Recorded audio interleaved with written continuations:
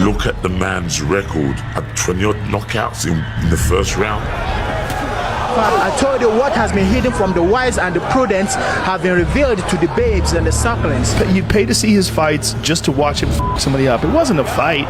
It was an execution. You'd watch him.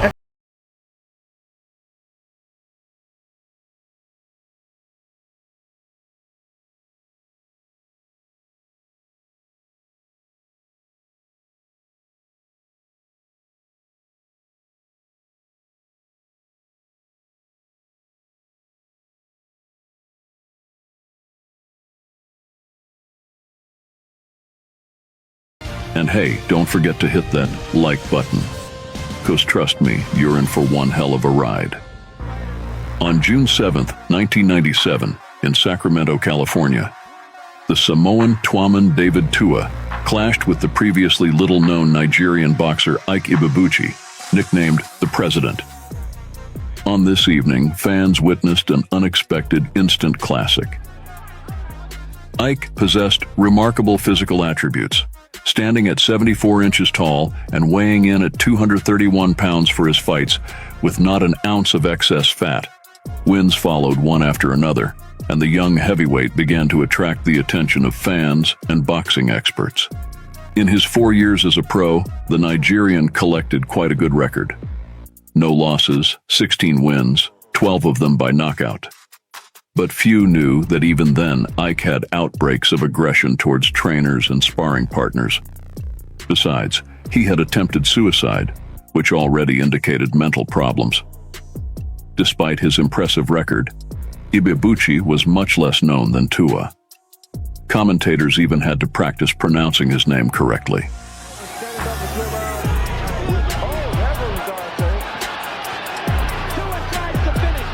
The clear favorite of the fight was David. A guy with a monstrously powerful punch was considered the heir to Mike Tyson and Rocky Marciano.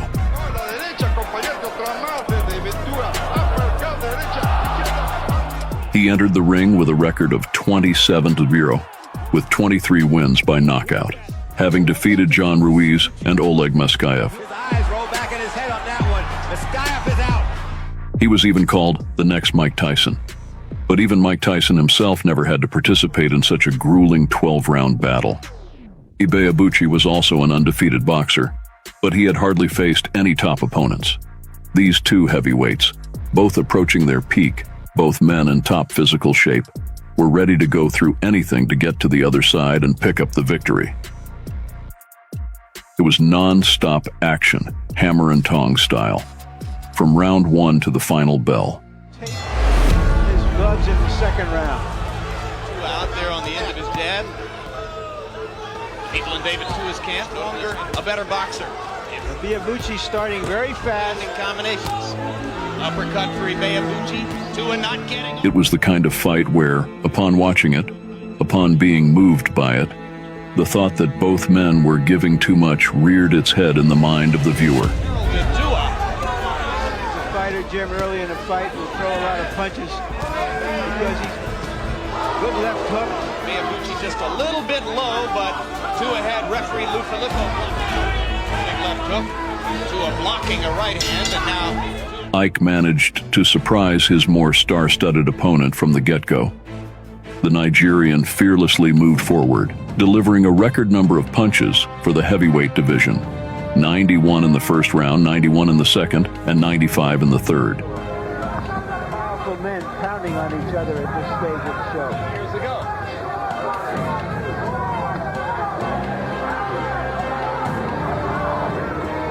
And though Ibebuchi, That's what makes Tua. Ibebuchi is very impressive to this point. will weighed in at 226. Ibebuchi at 235. You have to figure they both gained a little weight since then. But when they lean against each other, Ibebuchi again threw 91 punches in round two, so he's consistent. At the same time, Ibebuchi cleverly avoided Tua's main weapon, the devastating left hook. My defense. So far, it is Ibebuchi.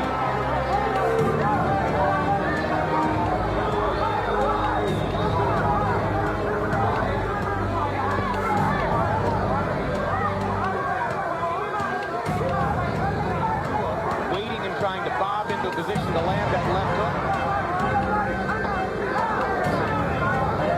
hook. So Tua goes to the right. However, the Samoan wasn't discouraged.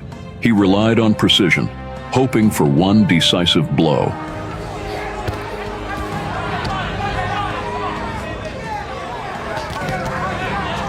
know what I am on the East Coast, that you got two big heavyweights, David Tua, and so far, now Tua begins. With each round, the activity of the massive boxers only increased. Both gradually forgot about caution. Are you saying that if Ibeabuchi hits like gets desperate, you might see more and more unforced errors? You need more body punching to do that. Working up. I sense that Ibeabuchi is slowing down. In the fifth round, Ibeabuchi fell victim to Tua's crown, barely holding his ground after taking a hit. Ibeabuchi is thinking, why is he talking about soccer? Here we see Tua starting to work with his left hook. The body shots, getting a couple of good shots, his best shots of the fight so far. And Ibeabuchi answers with left hooks of his own. Now they begin to trade. A big offensive line going against a big defensive line. A lot of rhythm. The Nigerian responded with another flurry of jabs and hooks, some of which found their mark. In Sacramento. Starting to get some room to work. The athletes completely abandoned pauses, tirelessly trying to beat each other. And as Ibeabuchi produced here in round 6, to one punch at a time with a left hook. By the middle of the match, Ike slowed down and Tua stepped up. But by the 7th round, the fighters were evenly matched in activity. You see David go into that hard right. And Ibeabuchi answers with a left hook.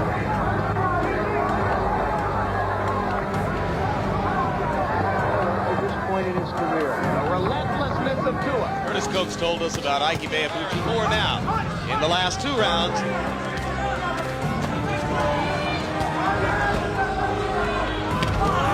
good hard right hand to the body. Tua landed the counter right hand in return. And being done by the hard punching New Zealander, David. Right hand. That the left hook is increasingly there. That Coates has one left in him. Jump on him, and was Tua so conscious of aggression with the right hand. The statistics counted a unique number. The opponents landed 1730 punches. Such a result had never been seen in the history of heavyweight boxing.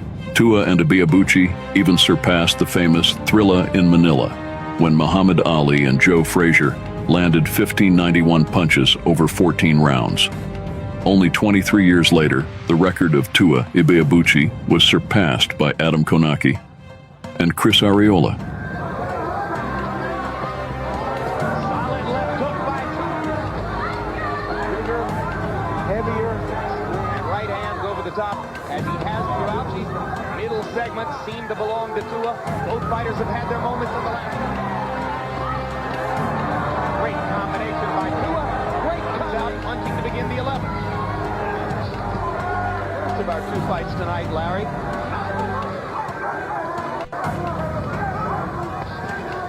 Despite all the hard punches that have been landed, Ibeabuchi emerging as a star himself.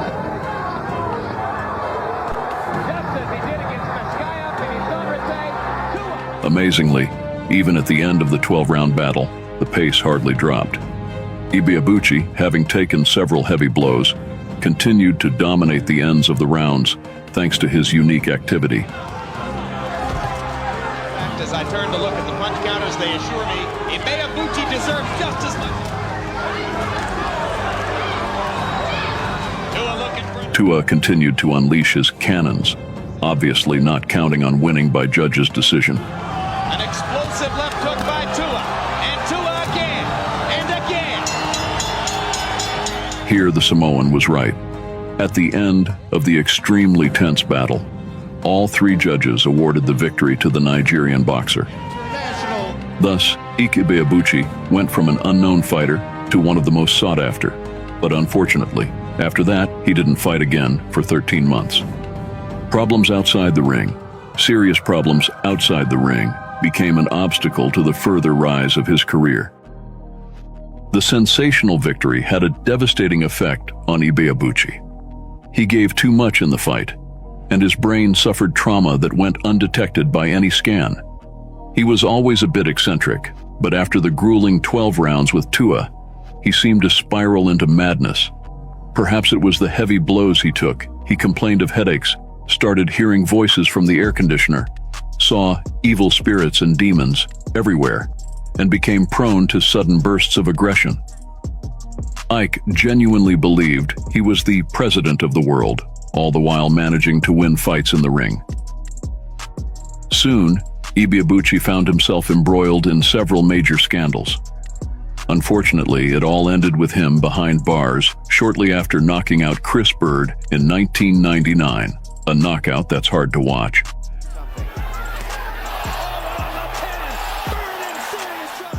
He was convicted of numerous assaults and sentenced to 20 years in prison. Ike applied for parole several times, but was denied each time. He didn't walk free until 2015. The undefeated boxer wanted to continue his career, but violated the terms of his probation and ended up back behind bars. Tua fought on for several years, but never managed to win a world title. Just like that, he disappeared. No injuries, no losses, no retirement tour. In 1999, Ike was arrested. Serious charges, mental instability, psych evaluations, a diagnosis of bipolar disorder with psychotic episodes. He was sentenced to prison. And just like that, the most feared man in the sport became a myth. No comeback, no redemption arc, just silence. But here's the truth. If Ibeabuchi had stayed free, if the voices in his head didn't scream louder than the ones in his corner, if fate hadn't swallowed him whole, we might be talking about Ike, not Tyson. We might be calling Ibeabuchi, not Lewis, the last great heavyweight king. But we'll never know. And maybe that's what makes him so terrifying, because the only thing scarier than the monster you remember is the one you never